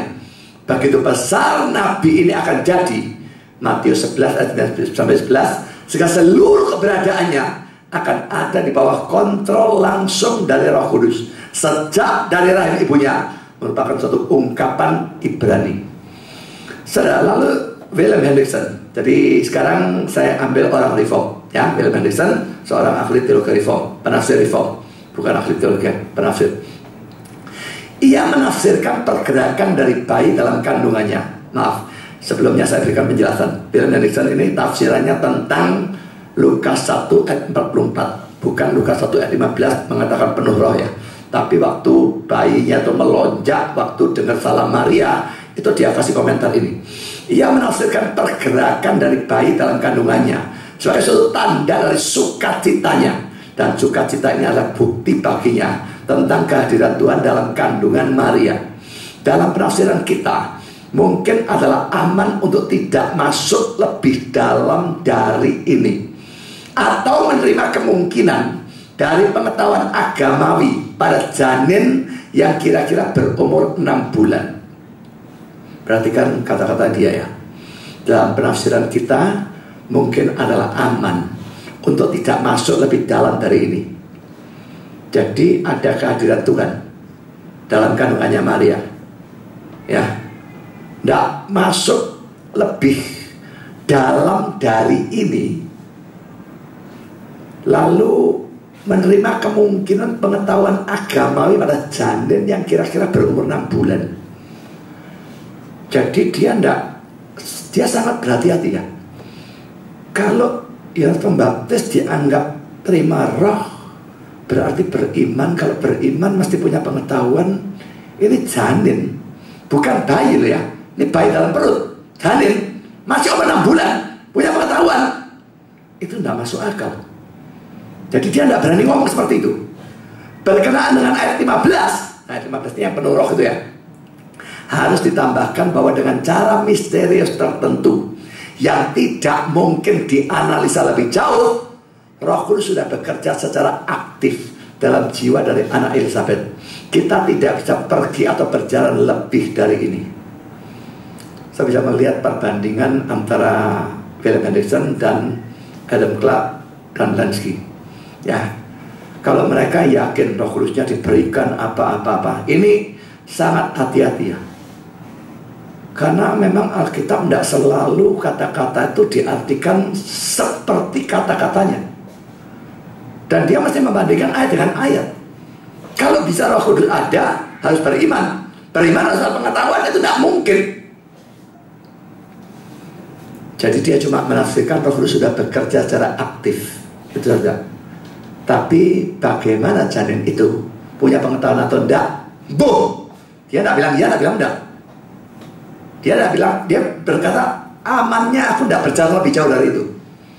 Jadi saudara, ini jelas bagi William Harrison ayat yang kabur ya. Tidak tahu persis bagaimana artinya. Lebih aman mengatakan demikian daripada mengatakan bahwa Yohanes Pembaptis sudah lahir baru di dalam perut dan sudah punya pengertian, sudah beriman sampai penuh Roh itu. Saya kira rawan sekali ya. Gigi pernah mengatakan bahwa saya mengatakan Yohanes Pembaptis itu lahir baru sebelum dia lahir ke dunia. Saya tidak pernah mengatakan itu. Saya cuma mengatakan itu sebagai suatu kemungkinan ya. Saya tidak pernah mengatakan dia lahir baru dalam perut ibunya. William Harrison berkata Roh Kudusnya bekerja. Sejauh mana? Tidak tahu. Yohanes Pembaptisnya bagaimana, punya pengetahuan? Tidak tahu. Lebih aman ngomong begitu, lebih aman ngomong tidak tahu daripada tabrak saja ngawur atau salah. Poin C, ini adanya pekerjaan Roh Kudus itu yang menyebabkan dia bisa menjadi besar dan berguna di hadapan Tuhan. Tanpa Roh Kudus dan tanpa pekerjaan Roh Kudus kita tidak bisa apa-apa. Kata-kata Yesus ya, di luar aku kamu tidak bisa berbuat apa-apa. Yohanes 15 ayat 5. Jadi saudara selalu bersandar kepada Tuhan. Jangan pikir saudara pintar, punya karunia ini itu dan sebagainya, lalu bisa berguna dari diri saudara sendiri. Tidak bisa. Poin keempat, ia akan berjalan mendahului Tuhan dalam roh dan kuasa Elia. Di dalam ayat 17a.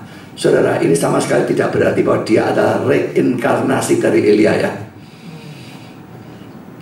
Pada waktu saya masih belum ngerti Alkitab apa-apa, baru bertobat, kakak-kakak saya juga podo bodohnya tentang Alkitab ya.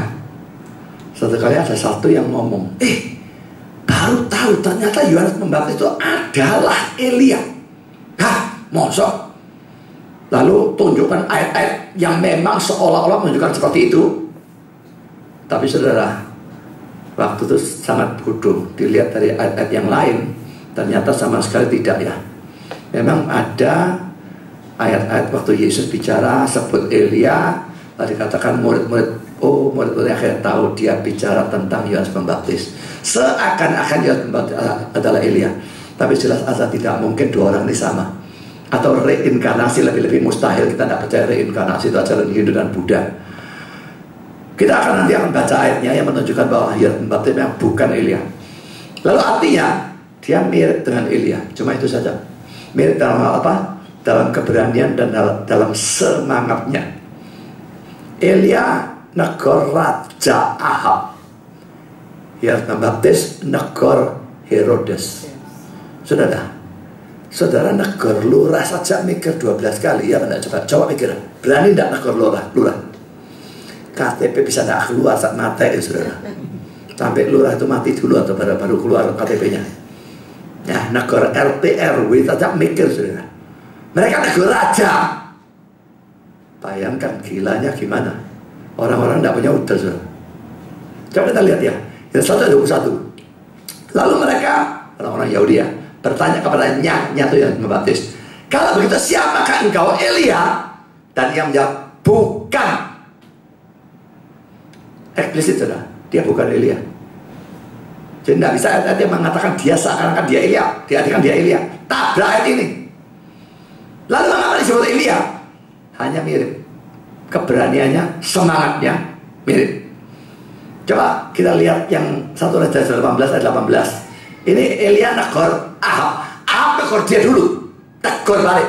Bukan aku yang mencelakakan Israel, melainkan engkau dan kau keluargamu Sebab kamu telah meninggalkan perintah-perintah Tuhan dan engkau telah mengikut para Baal. Bayangkan raja dibantah, disikat habis-habisan. Matius 14 ayat 4. Karena Yohanes pernah menegurnya, nyatu Herodes, katanya tidak halal engkau mengambil Herodias. Herodias itu istri dari saudaranya dia, saudaranya Herodes yang sekarang ini. Ya, ini Herodes, ini istrinya ini. Dia sudah punya istri juga. Dikatakan tidak halal engkau ambil Herodias. Disikat suatu tindakan ngeroyok istrinya orang. Raja ngeroyok istrinya orang, dan Nabi ini berani nyikat. Bayangkan hebatnya, nekatnya orang-orang itu ya. Kalau saya dianggap nekat, saya tidak ada 1/100-nya mereka, saudara. Nah, ini betul-betul orang yang sama sekali tidak hiraukan nyawa dan yakin mutlak nyawa di tangan Tuhan. Poin kelima, dia membuat banyak orang bertobat, ayat 16-17. Dan dengan itu dia menjadi orang yang menyiapkan jalan bagi Yesus, ayat 17a. Bandingkan Lukas 3:4. Kita baca ya, ayat 16-17. Ia akan membuat banyak orang Israel berbalik kepada Tuhan Allah mereka, dan ia akan berjalan mendahului Tuhan dalam roh dan kuasa Elia, untuk membuat hati bapak-bapak berbalik pada anak-anaknya, dan hati orang-orang durhaka pada pikiran orang-orang benar, dan dengan demikian menyiapkan bagi Tuhan suatu umat yang layak baginya. Lukas 3:4 seperti ada tertulis dalam kitab nubuat-nubuat Yesaya. Ada suara yang berterus-terus di padang gurun, persiapkan jalan untuk Tuhan, luruskanlah jalan baginya.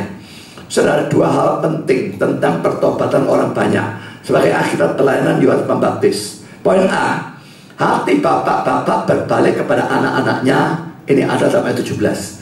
Saudara, ini menunjukkan bahwa pertobatan itu harusnya disertai pembaruan atau perbaikan hubungan dalam rumah tangga atau keluarga. Bapak berbalik kepada anak pada waktu terjadi pertobatan. Tentu saja ini hanya bisa terjadi kalau dua belah pihak yang gegeran dalam keluarga ini sama-sama bertobat. Satu percaya Yesus, satu tidak. Bukan cuma tidak akan terjadi perbaikan hubungan, tapi bahkan justru bisa terjadi perpecahan. Ya, coba kita lihat Matius 10 ayat 34 dan 36. Jangan kamu menyangka bahwa aku datang untuk membawa damai di atas bumi. Aku datang bukan untuk membawa damai, melainkan pedang. Sebab aku datang memisahkan orang dari ayahnya, anak perempuan dari ibunya, menantu perempuan dari ibu mertuanya, dan musuh orang ialah orang-orang seisi rumahnya. Jadi saudara, justru kalau Yesus diberitakan, kalau Injil diberitakan dalam satu keluarga, sebagian terima, sebagian tolak, malah bisa terjadi perpecahan. Tapi kalau seluruhnya bertobat, percaya Kristus semua, maka dari hubungan yang tadinya buruk seharusnya bisa terjadi perbaikan. Ya, tapi sangat bisa itu tidak terjadi karena ada satu pihak atau dua-dua yang tegar tengkuk. Tapi kalau dua-dua percaya, bertobat, dan betul-betul taat pada Tuhan, ini Tuhan, dua-dua mendekat kepada Tuhan, maka dua-dua mendekatkan. Ada satu gambar yang saya pernah lihat, laki perempuan, dan ada tulisan, the closer we come to God, the closer we come to each other. Makin dekat kita datang kepada Allah, makin dekat kita satu sama lain. Nah, suami istri atau orang tua dan anak yang tadi geger, dua-dua datang mendekat kepada Tuhan. Makin dekat kepada Tuhan, makin dekat juga satu sama lain. Ya, tapi makin jauh dari Tuhan, makin jauh juga satu sama lain. Mau keluarga yang rukun, saudara, semua harus makin dekat kepada Tuhan. Hanya satu yang makin dekat, yang satunya jauh, tambah jauh, saudara. Nggak bisa. Dua-dua jauh, jauh juga. Satu tol yang dekat, nggak bisa juga. Dua-dua mendekat, baru dua-dua saling mendekat satu sama lain. Jadi saudara, harus diusahakan pertobatan sekeluarga memang.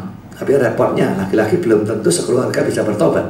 Nah, saudara, Calvin berkata bahwa kalimat hati bapak-bapak berbalik kepada anak-anaknya lalu diikuti dengan hati orang-orang durhaka kepada pikiran orang benar, dan amat dan umat yang layak baginya.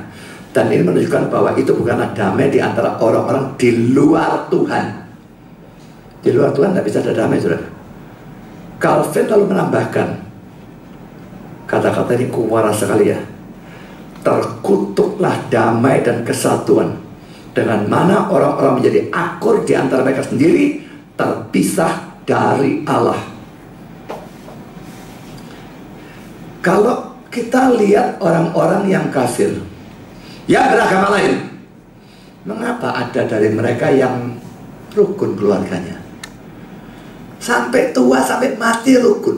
Gak ada gegeran, gak apa ya. Kalau ada geger kecil, rukun semua. Dalam Kristen berantakan, bahkan cerai. Maksud saya, bisa karena serangan setan, bisa karena salah satu tidak dekat kepada Tuhan, tidak percaya pada Tuhan. Tapi pokoknya, kalau di luar Kristen ada kerukunan, ada damai. Calvin berkata, terkutuklah damai dan kesatuan, dengan mana orang-orang menjadi akur di antara mereka sendiri, tapi terpisah dari Allah. Itu bukan suatu kerukunan yang bagus, sama sekali tidak. Karena poin B, saudara, hati orang-orang durhaka kepada pikiran orang-orang benar. Kata pikiran itu terjemahan kita dalam NASB attitude atau sikap, NIV, RSV dan King James wisdom atau hikmat. Kata Yunani dipakai adalah phronesis. Hendrickson menerjemahkan understanding atau pengertian. Itu Robertson menerjemahkan practical intelligence atau pengertian praktis. Dan sebuah kamus Yunani menerjemahkan way of thinking, cara berpikir. Jadi sudah bisa macam-macam ya, sikap, hikmat, understanding, pengertian praktis, cara berpikir. Ini semua menunjukkan bahwa dalam suatu pertobatan harus ada perubahan pengertian atau perubahan pikiran. Nggak bisa tidak, saudara. Kalau saudara belajar firman banyak, tapi itu tidak mengubah cara berpikir saudara. Berkenaan dengan duit, berkenaan dengan pekerjaan, berkenaan dengan Tuhan, berkenaan dengan kesalehan, berkenaan dengan apa yang mesti diprioritaskan, apa yang mesti disekunderkan. Kalau itu tidak berubah, tidak ada gunanya sudah belajar firman, malah tambah cilaka. Belajar firman, terapkan dalam pengertian cara berpikir yang mesti diubah, disesuaikan dengan firman. Kalau tidak ada gunanya saudara belajar firman Tuhan. Bahkan hukumannya jadi tambah berat, karena mengerti tapi tidak melaksanakan. Kan saudara, poin yang keempat, ketidakpercayaan dan hukuman. Pertama, ketidakpercayaan Zakaria ayat 18. Lalu kata Zakaria kepada malaikat itu, bagaimanakah aku tahu bahwa hal ini akan terjadi? Sebab aku sudah tua dan istriku sudah lanjut umurnya. Saudara, ayat ini menunjukkan bahwa Zakaria tidak percaya kalau mereka yang sudah begitu tua bisa punya anak, dan kelihatannya mungkin dia minta tanda. Ya, bagaimana aku tahu? Jadi bagaimana aku tahu itu implisit kasih tanda. Ya, saudara, ini dianggap dosa dan dia dihukum. Karena poin kedua, hukuman Tuhan terhadap Zakaria ayat 19 dan 20. Jawab malaikat kepadanya, akulah Gabriel yang melayani Allah, dan aku telah diutus untuk berbicara dengan engkau dan untuk menyampaikan kabar baik ini kepadamu. Sesungguhnya engkau akan menjadi bisu dan tidak berkata-kata sampai kepada hari di mana semuanya ini terjadi. Karena kau tidak percayakan perkataanmu yang akan nyata kebenarannya pada waktunya. Saudara, mengapa Zakaria tidak percaya lalu minta tanda? Kok dia dihukum? Sedangkan orang-orang lain yang melakukan hal yang sama tidak dihukum. Jadi ini poin A yang akan saya bahas ya. Orang-orang yang lain yang mana? Juga tidak percaya. Ada yang minta tanda. Maria, waktu Gabriel bilang kamu akan mengandung dari Roh Kudus, kata Maria kepada malaikat itu, Lukas 1:34, bagaimana hal itu mungkin terjadi? Karena aku belum bersuami. Apa ini tidak percaya? Apa ini percaya? Mana bisa terjadi aku belum kawin kok? Punya anak dari mana? Abraham, Kejadian 15 ayat 8, kata Abraham, ya Tuhan Allah, dari manakah aku tahu bahwa aku akan memilikinya? Tuhan bilang kamu akan punya anak. Abrahamnya tidak percaya, gimana maunya? Gideon, Hakim-Hakim 6, 36, 39. Saya kira ditanya sudah tahu ya. Kemudian berkata gitu kepada Allah, jika engkau mau menyelamatkan orang Israel dengan perantaranku seperti yang kau firmankan itu, maka aku membentangkan guntingan bulu domba di tempat pengirikan. Apabila hanya di atas guntingan bulu itu ada embun, tapi seluruh tanah itu disitu tinggal kering, maka tahulah aku bahwa engkau mau menyelamatkan orang Israel dengan perantaranku seperti yang kau firmankan. Dan demikian terjadi sebab keesokan harinya pagi-pagi ia bangun, dipulasnya guntingan bulu itu dan beratnya air embun dari guntingan bulu itu sedang penuh air. Lalu berkata Gideon kepada Allah, janganlah kiranya murkamu bangkit atas aku apabila aku berkata lagi, sekali ini saja, biarkanlah aku satu kali lagi saja mengambil percobaan dengan guntingan bulu itu. Sekiranya yang kering hanya guntingan bulu itu, dan di seluruh tanah itu ada embun. 2 kali ya, kurang ajar. Hizkia 2 Raja 28 sampai dengan 11. Sebelum itu Hizkia telah berkata pada Yesaya, apakah yang akan menjadi tanda bahwa Tuhan akan menyembuhkan aku dan bahwa aku akan pergi ke rumah Tuhan pada hari ketiga? Yesaya menjawab, inilah yang akan menjadi tanda bagimu dari Tuhan, bahwa Tuhan akan melakukan apa yang telah dijanjikannya. Akan majukah bayang-bayang itu 10 tapak atau akan mundur 10 tapak? Jam waktu pakai jam matahari saudara ya. Bayangannya menunjuk ada angka-angkanya ya. Hizkia berkata itu perkara ringan bagi bayang-bayang itu untuk memanjang 10 tapak. Sebaliknya biar bayang-bayang itu mundur ke belakang 10 tapak. Lalu berseru Nabi sahabat Tuhan, maka dibuatnya lah bayang-bayang itu mundur ke belakang 10 tapak yang sudah jalani bayang-bayang itu pada penunjuk matahari buatan Ahaz. Jadi saudara, ini orang-orang ini minta dan tidak ada masalah, diberi tanda. Aneh, kenapa pada waktu Zakaria minta tanda dan dia tidak percaya minta tanda, dia dihukum jadi bisu? Jawabannya sudah jelas, kita tidak bisa lihat perbedaan. Tapi Tuhan yang Maha Tahu itu melihat adanya perbedaan sikap hati antara Zakaria di satu pihak dan Maria, Abraham, Gideon, dan Hizkia. Calvin berkata bahwa ini seperti tertawanya Abraham dan tertawanya Sarai. Dua-dua ketawa loh waktu dikatakan mau punya anak. Tapi Sarah disikat, Abraham ya tidak. Coba kita baca ya, Kejadian 17:17. Lalu tertunduklah Abraham dan tertawa serta berkata dalam hatinya, mungkinkah bagi seorang yang berumur 100 tahun dilahirkan seorang anak?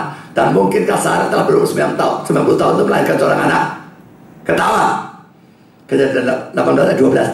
Jadi tertawalah Sarai dalam hatinya, katanya, akan berahikah aku setelah aku sudah layu sedangkan Tuanku sudah tua? Sarai disikat, Abraham tidak. Baca sendiri ceritanya. Ada perbedaan saudara. Sama-sama tidak percaya, sama-sama minta tanda, tapi ada perbedaan sikap hati yang kita tidak tahu, tapi Tuhan tahu, dan kan itu beda. Sekarang poin B, Zakaria dihukum sehingga bisu sampai anaknya lahir, berarti kira-kira 9 bulan saudara ya. Dipersoalkan oleh banyak orang. Lagi-lagi saudara, kitab suci ini seringkali tidak kelihatan jelas, kelihatan sepintas, wah kesana, kesana. Dia cuma dihukum jadi bisu atau dihukum jadi bisu tuli. Tuli dari mana? Coba kita lihat saudara. Perlu diketahui pertama-tama ya, kata kofos yang digunakan dalam bahasa Yunani ya, itu diterjemahkan bisu di sini. Tapi dalam literatur Yunani bisa berarti bisu, tuli, atau bisu tuli. Dalam Markus 9:25 tapinya digunakan 2 kata Yunani yang berbeda untuk bisu dan untuk tuli. Jadi ada kata yang berbeda tentunya. Tapi kata kofos bisa bisu, bisa tuli, bisa bisu tuli. Lalu dari ayat 20, 22 dan 24, dari ayat 20, 22 dan 64, kelihatannya Zakaria hanya bisu karena ditekankan bahwa dia tidak dapat berkata-kata. Tapi ayat 62 menunjukkan bahwa orang-orang berbicara kepadanya dengan isyarat, dan ini menunjukkan bahwa dia bukan hanya bisu tapi bisa bisu tuli. Coba kita lihat ya, ayat 20, 22. Sebab sesungguhnya engkau akan menjadi bisu dan tidak dapat berkata-kata. Nah, bisu kan ya. Sampai kepada hari mana semuanya ini terjadi karena engkau tidak percaya dan sebagainya. Ayat 22. ketika ia keluar, ia tidak dapat berkata-kata kepada mereka, dan mengertilah mereka bahwa ia telah melihat penglihatan dalam bait suci. Lalu ia memberi isyarat kepada mereka sebab ia terbisu. Lalu ayat 64 bawah ya, 64 ya. Dan seketika sudah terbuka mulutnya dan terlepas lidahnya, lalu berkata dan muji Allah. Kelihatannya dari 3 ini bisu ya. Tapi coba perhatikan ayat 62 di setelah-setelahnya nih. Lalu mereka memberi isyarat kepada bapaknya untuk bertanya nama apa yang hendak diberikannya pada anaknya itu. Kalau dia cuma bisu dan tidak tuli, kenapa mereka main bahasa isyarat? Ngomong apa mereka tidak bisa kurung kok. Mengapa mereka pakai isyarat? Jadi saudara, kelihatannya dari ayat tertentu cuma bisu, tapi dari ayat 62 kelihatannya juga tuli. Menjadi bisu tuli selama 9 bulan. Pikir saudara enak lah. Ini lemen tuh ya, 9 bulan bisu tuli. Itu merupakan sesuatu yang berat ya. Ngomong sama istrinya pun mesti pakai nulis. Istrinya ngomong juga nulis juga dan sebagainya. Dan ini hukuman Tuhan terhadap ketidakpercayaan terhadap firman-Nya. Tuhan sama sekali tidak memandang ringan dosa ketidakpercayaan terhadap firman. Saudara, apa saudara tidak percaya pada bagian tertentu dari firman? Mungkin seperti Yesus satu-satunya jalan ke surga. Saya harap tidak ada yang tidak percaya terhadap doktrin itu ya.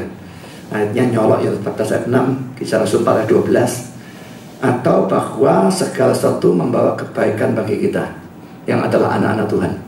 Allah turut bekerja, Roma 8 ayat 28. Ini harus kita percaya, tapi terus terang ini tidak gampang. Saya baru-baru ini katakan pada seseorang, gampang percaya Roma 8:28 pada waktu kita belajar ayat itu dalam satu kelas. Sukar percaya ayat itu pada waktu betul-betul kondisi memburuk, tidak karu-karuan, dan bencana demi bencana datang, dan lalu yakin Tuhan turut bekerja mendatangkan. Saya merasa bahwa waktu pertama-tama saya Kristen lebih gampang percaya ayat ini daripada setelah saya jadi hamba Tuhan, malah tambah angel. Karena apa? Problem dan bencana tambah gede, tambah susah percaya. Sekarang saudara, kita masuk pada poin yang kelima, penggenapan firman Tuhan. Ayat 24-25 terlihat firman yang tidak masuk akal itu terjadi. Beberapa lama kemudian Elisabet istrinya mengandung, dan selama 5 bulan ia tidak menampakkan diri. Katanya, ini suatu perbuatan Tuhan bagiku, dan sekarang ia berkenan menghapuskan aibku di depan orang. Saat Tuhan memang menghukum atau menghajar Zakaria karena ketidakpercayaannya, tapi Tuhan tidak membatalkan janji atau firman atau rencananya tentang kelahiran Yohanes Pembaptis. Jadi saudara, dia janjikan, kamu kan istrimu punya anak. Tidak percaya? Oh, tidak percaya? Tak batal dong. Tidak, saudara. Tuhan sudah punya ketetapan. Dia sudah firmankan, dia tidak batalkan. Ini menyebabkan kita makin harus percaya pada firman atau janji Tuhan. Saudara, seringkali dalam hidup kita firman itu rasanya sudah tak masuk akal. Katanya pencobaan tidak lebih kekuatan. Ini kan lebih, aku kuat kok. Kata saudara tidak kuat, kata Tuhan kuat. Kalau saudara betul-betul tidak kuat, saudara bukan Kristen. Karena itu berlaku untuk orang Kristen. Kata Tuhan semua bekerja untuk kebaikanku. Mana baiknya? Pokok saudara anak Tuhan, percayalah. Ketidakpercayaan saudara tidak membatalkan janji Tuhan. Tetap dia akan laksanakan. Percayalah firman. Baik itu kelihatannya masuk akal atau tidak masuk akal, otak harus ditunduk pada firman. Percaya selalu pada janji Tuhan. Tidak peduli betapa tidak masuk akalnya, tidak peduli betapa bertentangannya firman itu dengan sikon yang saudara alami. Tuhan memberkati saudara. Amin.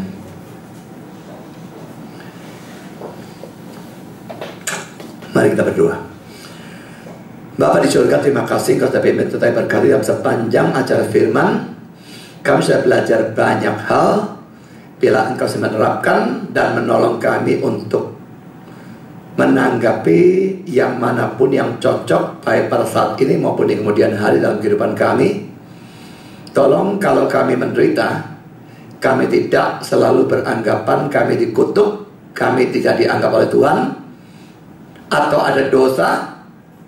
Tolong kami sadar bahwa makin dekat kami kepada Tuhan dan makin berkenan hidup dan pelayanan kami bagi Tuhan, makin besar kemungkinan kami menderita. Tolong kami bertahan dalam penderitaan, tetap setia. Dan kalau ada janji Tuhan, ada firman Tuhan yang kami suka percaya, Tuhan tolong kami untuk percaya. Bagaimanapun mustahilnya, bertentangan dengan sikon atau apapun, tolong kami percaya. Kami tidak mungkin percaya kalau bukan Engkau menolong. Terima kasih Tuhan. Dalam nama Yesus kami berdoa. Amin.